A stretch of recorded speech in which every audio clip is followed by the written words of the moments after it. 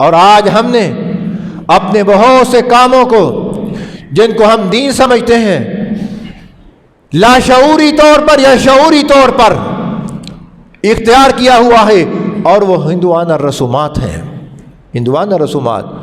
آج تو علم آ گیا، اب تو وہ ہندوؤں والا ماحول نہیں ہے۔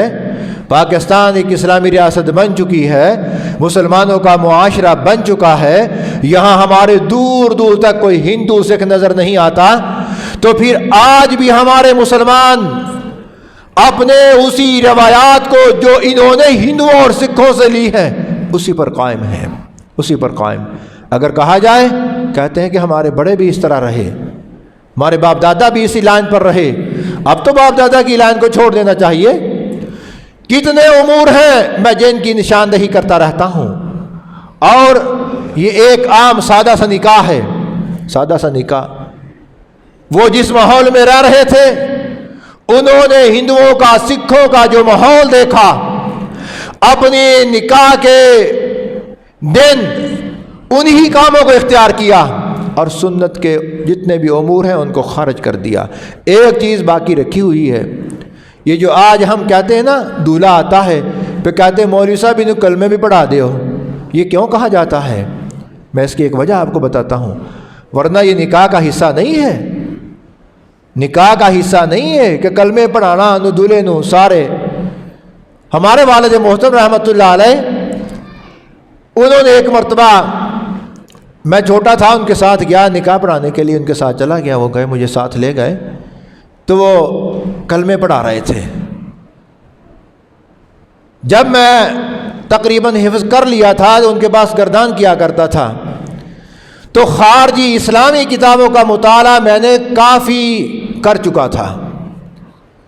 ان کی الماری میں جتنی بھی کتابیں پڑھی ہوئی تھیں، ایک ایک کر کے میں نے اس کو مطالعے میں گزارا، چھان ماری ساری کتابیں۔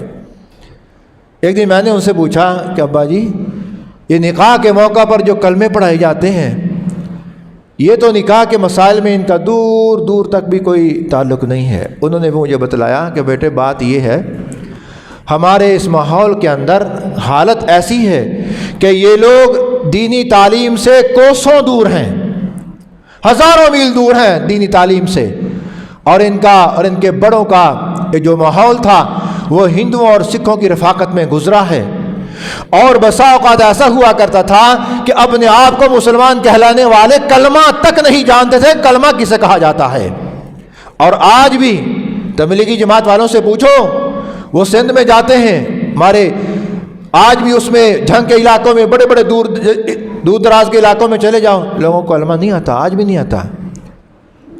اور سندھ اس کا تو بالکل صفایا ہوا ہو، بالکل دور دور تک ایسے لوگ ہیں جن کو پتہ ہی نہیں کلمہ کی ہوندا۔ تو والد گرامی رحمۃ اللہ علیہ نے بتلایا کہ چونکہ یہ ایک عبادت والا عمل ہے اور یہ سنت ہے، تو جب نکاح کروایا جاتا ہے تو دیکھ لیا جاتا ہے کہ یہ مسلمان بھی ہے یا نہیں۔ اور آج بھی ہمارے لوگ کتنے ایسے ہیں، اگر ان سے کلمہ پوچھا جائے کلمہ پڑھو، خدا کی قسم یہ جو 80 90 سال کی بوڑھی اماں ہیں، وہ کلمہ پتہ کس طرح پڑھتی ہیں؟ لا الہ الا اللہ محمد پاک رسول اللہ۔ وہ کلمہ پڑھتے ہیں لا الہ الا اللہ محمد پاک رسول اللہ۔ یہ پاک کہاں سے لگایا ہے؟ یہ کس نے اس میں داخل کیا ہے؟ جہالت ہے۔ اور بیچارے اگر ان سے کہا جائے، آج بھی آپ کے اس ماحول میں ایسے ہیں، ان سے اگر پوچھا جائے تعلیم کتنی ہے، ایم اے، خدا کی قسم میں ممبر میں بیٹھ کے کہہ رہا ہوں، جھوٹ نہیں بول رہا، میں ان کے بازو پکڑ کے بھی سامنے کر سکتا ہوں، لیکن اسلام ہمیں اس طرح اجازت نہیں دیتا۔ وہ ایم اے بھی یہ کہلاتے ہیں۔ میں نے ایک دن کہا، میں کہا یہ کلمہ شہادت جو دوسرا کلمہ یہ سنا دو ذرا، اسے پتہ نہیں نکلا کی ہوندا۔ تعلیم کتنی ہے؟ ایم اے۔ یہ ہمارا المیہ ہے کہ ہمیں کلمے تک صحیح نہیں آتے، اور ظاہری بات ہے جب نکاح کا عمل آتا ہے تو انہوں نے بتایا کہ میں اس وقت اس لیے کلمہ پڑھا دیتا ہوں کہ پتہ نہیں اس بیچارے کو کلمہ آتا ہے یا نہیں، کم از کم مسلمان بن کے ایک نکاح کے عمل میں یہ شامل ہو جائے۔ اور جسے کلمہ نہیں آتا وہ اپنے آپ کو مسلمان کہلاتا ہے، اور نکاح کے پلڑے میں جب اس کو باندھا جاتا ہے وہ پتہ نہیں اس کی حیثیت کیا ہوگی۔ تو تو انہوں نے بتایا کہ اس لیے میں ان کو کلمہ پڑھا دیتا ہوں کہ تاکہ اگر یہ ان کو کلمہ نہیں آتا کم از کم کلمہ آ جائے۔ اور ہمارے نکاح کے اندر کتنے چیزیں ایسی ہیں جو ہم نے ہندوؤں سے لی ہیں، وقتاً فوقتاً میں ان کی نشاندہی کرتا رہتا ہوں۔ اور اسی طرح ایک معاملہ بہت عجیب خطرناک ہے، وہ کیا؟ ہم اللہ کو بھی مانتے ہیں، کسی ڈھیری کو دیکھ لیا، ذرا کہیں کوئی مٹی اوپر دیکھ لی، فوراً اعلان ہو گیا ایتھے کرنی والا وا۔ اب یہ جو آپ کے اس بائی پاس کے اوپر ایک دربار بن رہا ہے، ساری دنیا جانتی ہے کہ وہاں کچھ نہیں ہے، سب کو پتا ہے کہ وہاں کچھ نہیں، بس مٹی کسی کسان نے وہاں اکٹھی کر دی، تھوڑے دنوں کے بعد اس کے اوپر کسی نے سبز کپڑا ڈال کر چراغ جلا دیا۔ یہ 1990 کی بات ہے، 1990 سے پہلے کی۔